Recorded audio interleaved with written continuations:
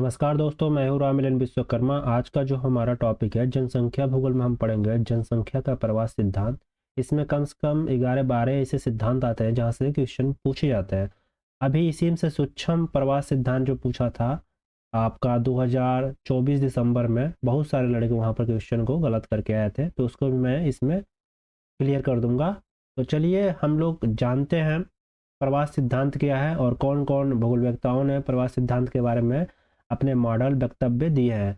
तो वीडियो शुरू करने से पहले आप सभी से निवेदन है कि चैनल को सब्सक्राइब कर लीजिएगा, अपने मित्रों में शेयर जरूर कीजिएगा और वीडियो को लाइक करके कमेंट जरूर कीजिएगा। बहुत सारे स्टूडेंट देखते हैं, मैं जाके सब्सक्राइब रेशियो देख रहा था तो मेरे चैनल पर 90% लोग देख के चले जाते हैं और 10% ही लोग जो है सब्सक्राइब करते हैं। तो ये रेशियो जो है उल्टा होना चाहिए, क्योंकि मैं बहुत मेहनत कर रहा हूँ और आप बस अपना जो है फ़ायदा निकाल के चले जा रहे हैं। ऐसे आप ये सोच रहे हैं कि आपका बस यहाँ पर लाभ हो रहा है, इसमें बहुत सारे स्टूडेंटों का नुकसान हो जा रहा है। देखिए, मैं एक नया यूट्यूबर हूँ और बहुत सारे लोगों के पास मेरा वीडियो नहीं पहुँच पाता है। अगर लाइक आप करते हैं तो लाइक करने से वीडियो को जो है एक हाइप मिलती है, जहाँ से ज़्यादा सर्च करने पर मेरा वीडियो पहले से होता है। और कमेंट करेंगे तो अच्छे कमेंट रहेंगे तो लोग एक ट्रस्ट करते हैं। अगर अच्छा मेरा पढ़ाया हुआ है, कंटेंट अच्छे हैं, तो आप सब्सक्राइब जरूर कीजिएगा। आप सभी से ये मैं रिक्वेस्ट करता हूँ। तो चलिए टॉपिक पर आते हैं। देखिए, प्रवास सिद्धांत जानने से पहले हम लोग जान लेते हैं कि प्रवास होता क्यों है। आखिर में प्रवास का जो कारण क्या है और किस कारण में किस रूप में प्रवास होता है। तो चलिए पहले प्रवास के रूप जान लेते हैं। पहला जो होता है उत्प्रवास, जिसे इमिग्रेशन कहा जाता है। दूसरा जो होता है अप्रवास, जिसे इमिग्रेशन कहा जाता है। अब देखिए, ये दोनों जो है ना टर्म पूछे जाते हैं एग्जाम में, डायरेक्ट उठा के किसी भी बड़े एग्जाम में पूछ लिए जाते हैं। तो पहला जो यहाँ पर है उत्प्रवास इमिग्रेशन, इसे बाह्य प्रवास या आउट माइग्रेशन भी कहा जाता है, ये आपको याद रखना है। अब ये आउट माइग्रेशन या बाह्य प्रवास होता क्या है? तो जिस स्थान को कोई मनुष्य छोड़ के अन्य स्थान पर चला जाए, जैसे भारत से लोग चले जाते हैं श्रीलंका, जैसे भारत से सऊदी अरब, भारत से आप अफ्रीका महाद्वीप में चले जाइए, दक्षिणी पूर्वी एशिया में चले जाइए, बस आप जाकर वहाँ जॉब कीजिए, वहाँ पर आप बसते नहीं हैं, तो इसे हम कहते हैं उत्प्रवास इमिग्रेशन। वहीं पर अप्रवास जो होता है इमिग्रेशन जिसे कहा जाता है, जिसमें आई होता है पहले। इसमें क्या होता है कि कोई भी ऐसा व्यक्ति जो अपने मूल स्थान को छोड़ के कहीं जाके बस जाता है। कहाँ पर? मान लीजिए इंग्लैंड के जो निवासी है, जहाँ यूएसए में देखेंगे, यूएसए में पूर्वी इंग्लैंड है, वहाँ पर जो बसे हुए इंग्लैंड के निवासी, जैसे आप साउथ अफ्रीका में देखेंगे, वहाँ पर भी कुछ लोग बसे हैं जो इंग्लैंड के रहने वाले हैं। तो ये जो बस जाते हैं अपने स्थान को छोड़ के अन्य स्थान, जैसे भारत के लोग जाके अमेरिका का नागरिकता ले लेते हैं, तो इसे आप प्रवास कहा जाता है।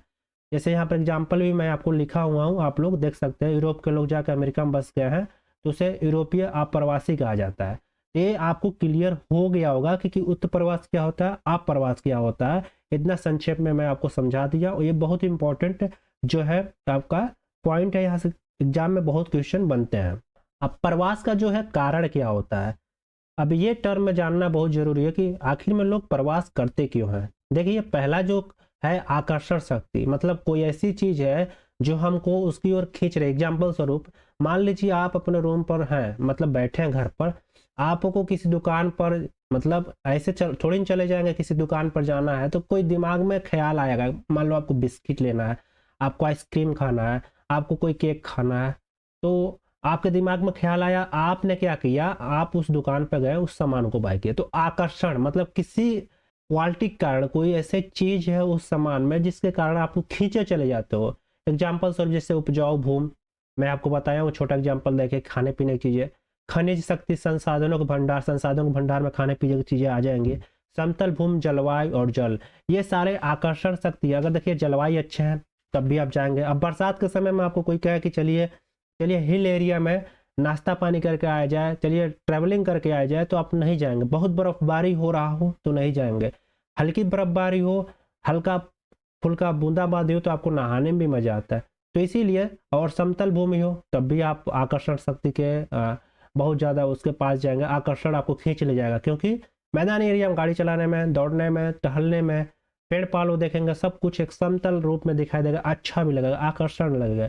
तो आकर्षण शक्ति का मेन यही रोल होता है कि आप कोई भी व्यक्ति, आप हो, हम हो, कोई भी हो, उसकी ओर खींचा चला जाता है।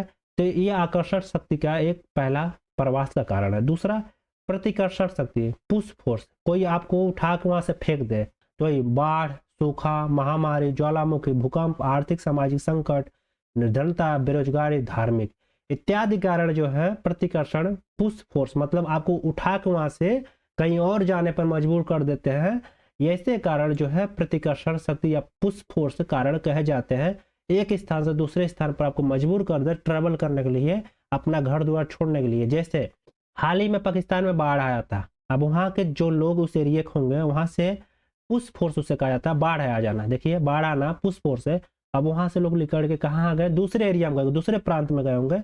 अब जानबूझ के तो वो नहीं गए, लेकिन उनको पुश किया, क्या नेचर ने कर दिया। तो ये ऐसे कारण है जो पुश किया था। मान लीजिए आर्थिक सामाजिक आ गए, मतलब समाज के लोग आपको किसी कारण आपको वहां से मजबूर कर दे जाने के लिए। मान लीजिए आपका पटीदार है, आपका कोई जमीन 1 बित्ता का 2 बित्ता का गलने के लिए झगड़ा हो रहा है, तो वो क्या करेगा, आपको किसी कारण कानूनी दाव पेच लगा के आपको मजबूर कर दे आपको घर छोड़ने के लिए। नहीं तो आप या तो वहां पर अपनी बलबूते उससे लड़िए, नहीं तो आप एक कारण करेंगे वहां से छोड़ के चले जाएंगे, क्योंकि आप झमेले में नहीं पड़ना चाहेंगे। तो ये हो गया आपका प्रतिकर्षण शक्ति पुश फोर्स। तो उम्मीद करता हूँ ये आपको प्रवास के कारण समझ में आ गए होंगे।